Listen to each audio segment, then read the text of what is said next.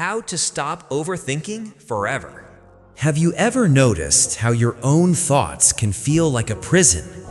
You wake up, and even before your feet touch the floor, your mind is flooded with worries. The mistakes of yesterday keep replaying, while fears about tomorrow pile higher and higher. Soon, you're trapped inside your own head, watching life pass by like a distant scene. This story is about breaking free from that mental trap and discovering a simple practice that can help you regain peace, focus, and control. Arif was a young man living in a quiet village surrounded by rolling hills. Every morning before the sun rose, he would wake and tend to his small garden. Life moved slowly around him. Neighbors greeted each other, children played near the stream, and the seasons shifted without hurry. But inside Arif's mind, chaos never ceased. Every seed he planted sparked a chain of worry. Would it grow? If it grew, would there be enough rain? And when rain came, what if the floods ruined everything? Each thought spun into the next, forming an endless wheel that left him exhausted even after a full day's work. One afternoon, worn out from sleepless nights, Arif walked to the stream that ran near his garden. He sat by the water, watching it flow over smooth stones, trying to calm his restless mind. That's when an elderly woman appeared. She moved slowly but with purpose, carrying a small bundle of reeds on her back. Her eyes held a gentle awareness, a quiet strength that immediately caught his attention. "You seem troubled, young man," she said softly as she sat beside him. Arif sighed.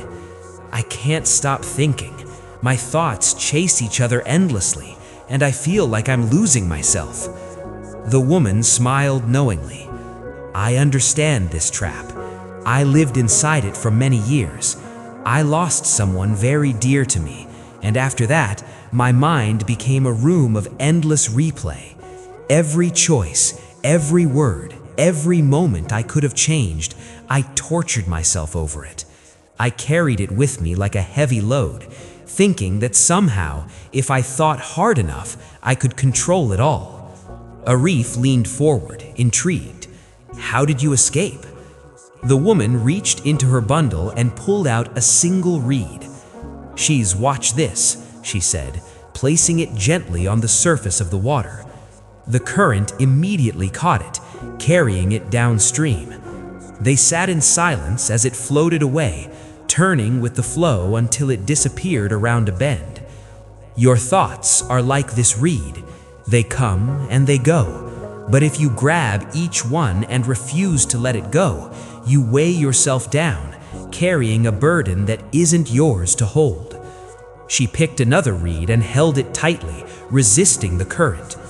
This is what we do with every worry. We hold on, we resist, we fight, but the river of life keeps flowing, and we remain frozen in one place. Then she released it, letting it drift freely. "Now, watch what happens when I let go." Arif felt something shift inside him. "But how do I actually let go?" he asked. The woman guided him through a simple exercise. Clench your fists tightly. Feel the tension in your hands, arms, shoulders, and jaw.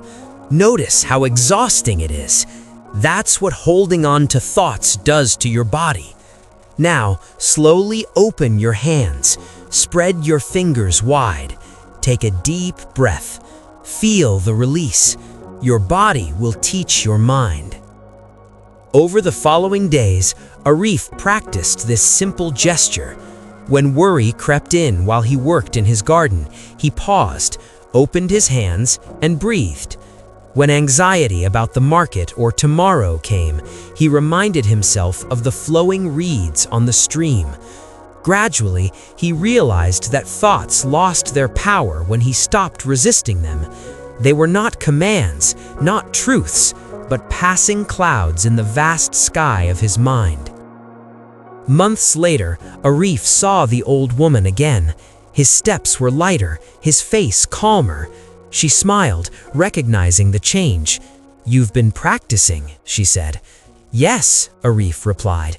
"The trap still appears, but now I see the door. I know how to let go." "And that," she said, "is all anyone can do. Notice the trap, choose the door, open your hands, and return to the present moment. Life becomes simpler, freer, and more peaceful when we stop living inside our own mental prisons." Whenever you feel trapped in your thoughts, remember Arif's story. Open your hands, breathe deeply, and let your worries drift by like reeds on a river. You are not your thoughts. You are the sky where thoughts come and go. Practice this daily, and slowly, over time, overthinking will lose its grip, leaving space for clarity, focus, and freedom.